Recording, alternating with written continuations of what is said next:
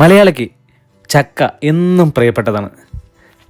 മാർക്കറ്റിൽ എത്ര പുതിയ ഐറ്റംസ് വന്നാലും ചക്കയുടെയും മാങ്ങയുടെയും തട്ട് അതൊന്ന് താന്നു തന്നെ ഇരിക്കും.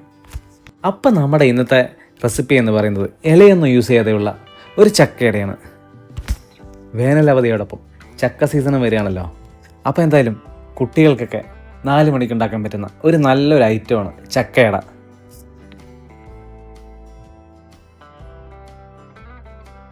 അതിനായി 3 അച്ച് വെള്ളം നമുക്കൊന്ന് ഉരുക്കിയെടുക്കാം. ഇതിലേക്ക് 1/4 ഗ്ലാസ് വെള്ളം കൂടി ചേർത്ത് നന്നായി ഒന്ന് ഉരുക്കി മാറ്റി വയ്ക്കാം. ഇനി നമുക്ക് വൃത്തിയാക്കി വെച്ചിരിക്കുന്ന ചക്ക എല്ലാം ഒരു മിക്സിയുടെ ജാറിലേക്ക് ഇട്ട് നന്നായി ഒന്ന് പേസ്റ്റ് രൂപത്തിൽ അരച്ചെടുക്കാം. ഏകദേശം അരച്ചു കഴിഞ്ഞിട്ടുണ്ട്. ഇനി നമുക്കിതൊരു പാത്രത്തിലോട്ട് മാറ്റിയെടുക്കാം. ഇനി നമുക്ക് ഈ അരച്ചു വെച്ചിരിക്കുന്ന ചക്ക പേസ്റ്റിലോട്ട് ഒരു തുള്ളി വെള്ളം കൂടി ചേർത്ത് ഞാൻ നന്നായി ഒന്ന് മിക്സ് ചെയ്തെടുത്തിട്ടുണ്ട്. ഇനി ഇതിലേക്ക് അരമുറി തേങ്ങയാണ് ചേർത്ത് കൊടുക്കുന്നത്.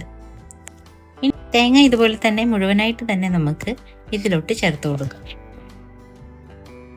ഇനി രണ്ടാമത്തെ ചേരുവയായ അരിപ്പൊടി, വറുത്ത അരിപ്പൊടിയാണ് ഇതിലോട്ട് ഇട്ട് കൊടുത്തിട്ടുള്ളത്.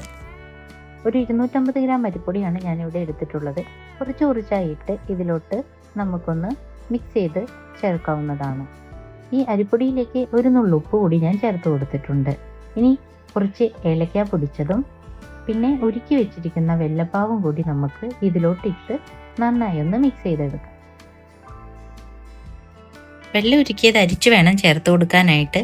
കല്ലെല്ലാം മാറ്റിയെടുക്കാനായിട്ടാണ് ഇങ്ങനെ അരിച്ചെടുക്കുന്നത്. ഇനി ഒരു സ്പൂൺ ഉപയോഗിച്ച് നന്നായി ഒന്ന് മിക്സ് ചെയ്ത് കൊടുക്കാം.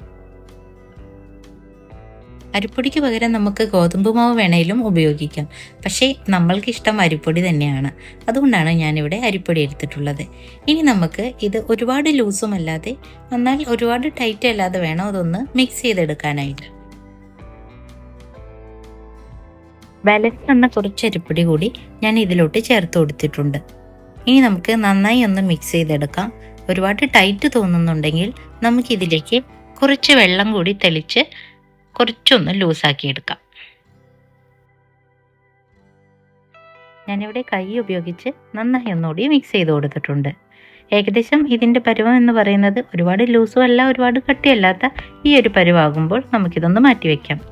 ഇനി ഇതിലേക്കായി നമുക്കൊരു പാത്രത്തിലോട്ട് കുറച്ച് നെയ്യ് പുരട്ടി നന്നായി ഒന്ന് സ്പ്രെഡ് ചെയ്ത് കൊടുക്കാം.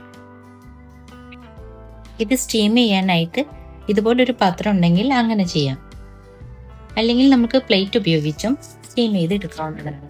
ഇനി നമുക്ക് ഈ ബാറ്റർ ഇതിലോട്ട് ഇട്ട് കൊടുക്കാം. ചക്കയും അരിപ്പൊടിയും തേങ്ങയും ഏലക്കയുടെയും നല്ല ഫ്ലേവർ വരുന്നുണ്ട്. നമുക്കിത് നന്നായി ഒന്ന് സ്പ്രെഡ് ചെയ്ത് കൊടുക്കാം. അത്യാവശ്യം കട്ടിയിൽ തന്നെ വേണം ഇതൊന്ന് പരത്തി കൊടുക്കാനായിട്ട്.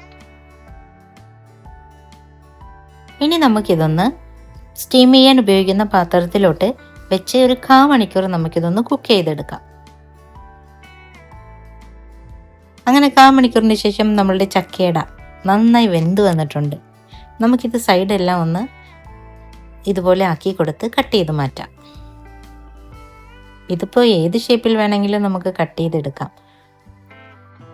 നല്ല അടിപൊളി മണം, ചക്കയുടെ നല്ല മണം അടിക്കുന്നുണ്ട്. അങ്ങനെ നമ്മളുടെ ചക്ക വട്ടയപ്പം, ചക്കയുടെ പോലത്തെ ഒരു വട്ടയപ്പം തയ്യാറായിട്ടുണ്ട്. നല്ല സോഫ്റ്റ് ആയിട്ടുണ്ട്, നല്ല ടേസ്റ്റും ഉണ്ട് അതുപോലെ തന്നെ. അപ്പോൾ നമ്മളുടെ ചക്കയുടെ എങ്ങനെയുണ്ടെന്ന് നമുക്ക് ചോദിച്ചു നോക്കിയാലോ. ആയോ?